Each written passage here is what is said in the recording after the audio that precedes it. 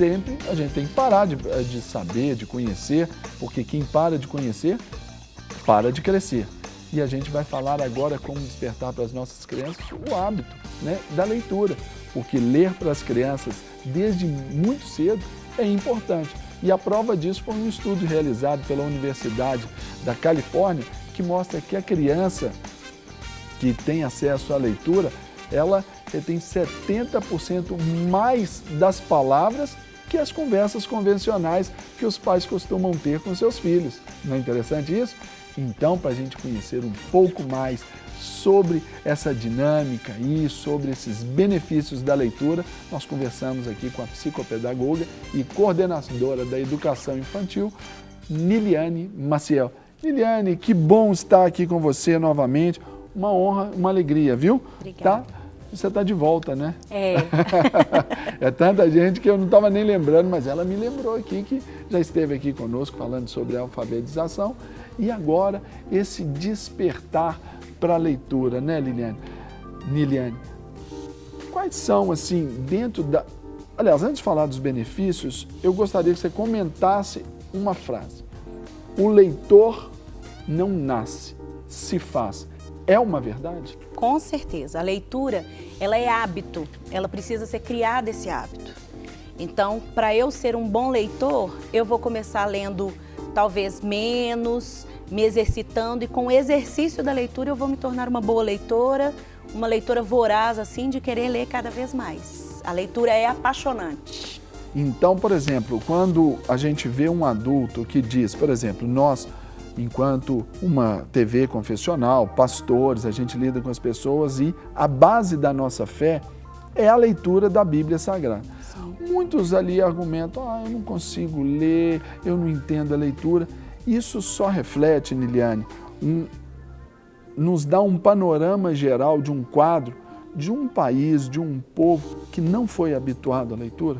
Exatamente. Pensando na nossa fé, nós temos hoje, e sempre tivemos, eu lembro da minha infância, os cultinhos em casa. Hoje é um hábito que tem se perdido nas famílias, né, cristãs, e eu acho que é um hábito muito saudável e trabalha a leitura. Existem livros de literatura que trabalham textos bíblicos desde bebê e depois pré-adolescentes e crianças que estão aprendendo a ler e depois os que já são leitores para fazer o cultinho sozinho. Então é um hábito que pode ser criado, inclusive aliado ao trabalho que eu tenho com meu filho de educação cristã mesmo. Então essa aí já é um trabalho, já, vamos dizer assim, em conjunto da família que traz alguns benefícios. Sim, aí vamos falar também sobre isso, é para a vida. Agora, voltando sobre essa pesquisa que foi feita lá na Califórnia, esse número que as crianças que leem, que têm o acesso à leitura, elas absorvem no seu vocabulário 70% mais do que só nas conversas formais. Isso, o que projeta na vida daquele pequeno leitor, daquela pequena leitora, já com essa visão prospectiva lá, já imaginando o seu desenvolvimento acadêmico, profissional, relacional? A gente observa, inclusive com pesquisas aqui no Brasil mesmo, a questão da influência da leitura e de trabalhar livros com crianças pequenas. A gente chama da pseudo-leitura, quando a criança pega um livro e vai passando a folha e vai lendo aquelas imagens. Tem criança que passa o dedinho nas letras como se estivesse lendo. Aquela criança está sendo treinada para ser um leitor, né? E a importância disso é que a leitura, ela traz palavras, ela traz questões que não são da rotina diária de uma família. Né? Eu estou trabalhando em casa com o meu filho, eu estou falando sobre a comida, eu estou falando sobre tomar banho, dormir. Quando eu vou ler um livro, eu estou lendo, às vezes, uma história de um coelhinho que fala, e aí tem a entonação daquela fala. Isso tudo eu trabalho com a criança e eu estou investindo no vocabulário. As crianças que os pais leem, a gente observa que o vocabulário é mais extenso. É diferente. Agora, dentro então, desses benefícios, quando a gente está na rotina, é o cotidiano que se estabelece. Aí vem a leitura, já pega essa ideia até fantasiosa. Essa ideia fantasiosa aí, ela desperta o que necessariamente na criança, no seu aspecto emocional e criativo? Tá. O emocional cada literatura ela traz, né, às vezes a emoção de um bichinho ali, e pensando na literatura bem infantil, tem livros hoje que trabalham hábitos de cortesia, tem livro que trabalha o sentimento, por exemplo, tem um livro que chama O Macaquinho, que trabalha a criança que dormia com o pai por causa do medo de dormir sozinho, de ficar sozinho, então trabalha-se a emoção, trabalha-se o sentimento da criança. Com relação ao aspecto aí, eu falei, do emocional. E aí também, eu perdi também na pergunta. Mas enfim, até do aspecto emocional ali com o papai, com a mamãe, familiar. Do aspecto emocional tem isso que os livros trazem já a questão da emoção do personagem, da personagem que está ali sendo contada. Então é importante o pai sentar depois, trabalhar. Tem livros que trabalham o bom humor. Então se você tem uma criança que acorda mal-humorada, você trabalha o bom humor. Tem livros que trabalham sobre a ida ao médico, dentista, meu dente caiu. Tem tanta literatura que favorece a discussão até familiar. E aí isso possibilita essa relação familiar, trabalha o social, trabalha a estrutura que a família pode trabalhar concordando ou discordando da literatura. A literatura ela está ali para a gente poder discuti-la. Para ampliar aquela visão. Sim. Para já ensinar também para a criança, vamos usar uma expressão mais contemporânea, fazê-la pensar fora da caixinha. Isso.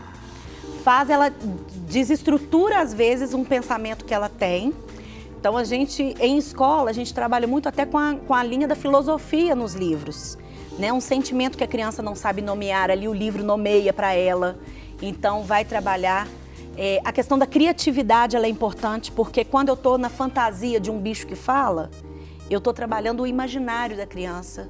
E a história, ela também trabalha o real. Então eu estou trabalhando na imaginação, com personagens que falam e tudo, a criatividade da criança para saber apreender aquele conteúdo e saber discorrer sobre ele numa conversa. Aí você falou, e eu lembrei do segundo aspecto da primeira pergunta, que é o processo criativo aí da criança, Sim. né? Pensando aí até na questão escolar, tá? A literatura, ela me possibilita trabalhar uma história com a cronologia, né? O início, meio e fim. Então, quando eu estou contando para a criança e ela está recontando essa história, eu já estou trabalhando uma produção de texto, eu já estou evidenciando para a criança como que se conta alguma coisa. Aí nós estamos falando de uma criança já com uma percepção de 3, 4 anos de idade, a mãe contando para o seu filho. Sim. Mas aí a gente leva essa criança 13, 14 anos depois, quando ela estiver ali fazendo o Enem, prestando ali o Enem, até aquela base que é a redação, já é um treinamento, começa ali. Já começa ali. Na escola, a gente tem muito claro pra gente qual a intenção quando eu estou contando um livrinho no berçário, quando eu estou trabalhando no maternal, primeiro período. Cada curso tem uma intenção naquele livro que é trabalhado. Agora, e também nesse relacionamento, por exemplo, papai, filho, mamãe, filhos, também nesse processo aí do desenvolver do hábito, também estabelece na criança um outro sentido muito importante, que é também de saber ouvir, processar também, não é? Isso é importante, não é? Com certeza. Aí os pais precisam estar atentos a como eles vão contar essa história. Eu não posso estar cansada, eu não posso estar com pressa, eu tenho que sentar com meu filho, me dedicar àquela leitura, combinar, eu vou ler essa página, a gente conversa, eu leio tudo, a gente conversa depois, não dá para interromper. Então eu estou trabalhando com aquela criança sim, e em casa essa questão do saber ouvir, do saber discordar, das opiniões diferentes. Então se eu estou lá, eu tenho 2 filhinhos pequenos, eu posso trabalhar um gostar da história e o outro não. E mesmo assim eles têm que se respeitar nessa opinião. Né? Isso é muito interessante para trabalhar em casa. E é tão interessante que essa prática, né? Ouvindo você falar, a gente tem a nossa vivência, a gente só chega a uma conclusão, que isso ajuda no processo, claro, aí é chover no molhado, educativo da criança, mas isso minimiza muitas coisas que às vezes os pais nos apresentam, aí eu falo como um pastor que trabalha com família, minimiza muitos fatores lá de conflitos, pai e filho, aquela ideia, meu filho é rebelde, meu filho é bagunceiro, porque na leitura, até você trouxe ali alguns exemplos ali, de alguns exemplares de livros ali, que vão nos trazer esses valores, estabelece ali para aquela criança algumas ideias nessa forma lúdica, didática ali de trabalhar. E os pais não estão despertados para isso, né, Neliane? Pois é, e precisa tanto, porque é um momento, às vezes os pais falam assim, eu não sei o que eu faço com meu filho. Se puder, sentar com a criança, ler um livro, quando é pequenininho, 1 ano, 2 anos, tem os livros mais duros, que trabalham texturas, que trabalham palavras específicas. Então é sentar e curtir aquele momento. De bebê já tem os livros de banho, né? Tem, curtir aquele momento com a criança. O importante para formar um bom leitor é curtir o momento com a criança, né? E aí depois, ao longo do tempo, ir requerendo dessa criança que ela leia. Aí primeiro é o título, depois vai ler um pedacinho, de acordo com o desenvolvimento escolar. E é tão bacana essa condição, porque as experiências, elas são fantásticas. Por exemplo, quando você tem ali a Bíblia, ali, tem jeito de mostrar ali pra gente esses exemplares ali, você já começa ali com a Bíblia da criança, né? A Bíblia do bebê. Sim. E eu tenho algumas experiências de dentro da minha casa. Por exemplo, ali, quando a gente contava ali as histórias de Davi, principalmente Davi e Golias, o João Pedro sempre gostou muito por ser menino, aquela coisa da guerra. E é impressionante como eles passam até visualizar, a entender a própria fé também, não é, Lilian? É.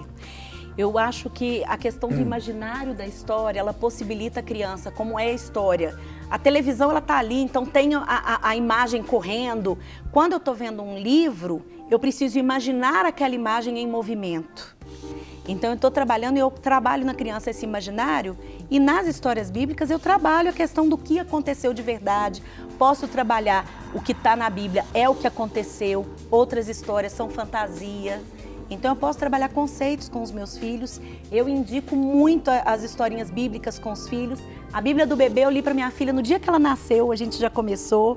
Hoje eu já estou ali no livro que eu trouxe, o segundo, que são surpresas, que é um devocional, já ajuda os pais a direcionar um devocional com os filhos, com a oração, com o texto bíblico que baseia a história. Então, dá para fazer, dá para ter esse momento com seu filho de prazer, de trabalhar, pensando aí nessa questão da pesquisa, né? Num crescimento do vocabulário, no preparar meu filho melhor para a vida e na relação pai-filho, mãe-filho também. Na psicologia aí disse muito sobre, não só pela condição da quantidade, mas fala-se da qualidade. Eu, por um lado, eu até discordo um pouquinho disso aí, porque eu acho que tem que ter a quantidade também, mas, por exemplo, a leitura, eu vejo que esse é um momento de intensidade nessa relação familiar. É um valor também que precisa ser resgatado, não é, Lilian? Precisa. A gente costuma dizer que é importante, por exemplo, o seu filho te ver lendo também, porque às vezes a gente está tão envolvido e o filho não vê a gente lendo. Como é bom a reflexão que uma criança faz com 4 anos, quando você senta, o que você vai fazer, mamãe? Vou ler. Isso é importante, você se mostrar como leitor. A biblioteca da sua casa, se é da criança, está no nível dela, para ela poder escolher um livro, para ela ir ali se debruçar na leitura mesmo. E isso é muito bacana. Eu tenho as minhas experiências como mãe, como profissional eu ouço várias experiências muito benéficas do trabalho com a literatura. Para receber todas as novidades do canal, inscreva-se e se curtir o vídeo, clique em gostei. Aproveite para acompanhar a Rede Super nas redes sociais.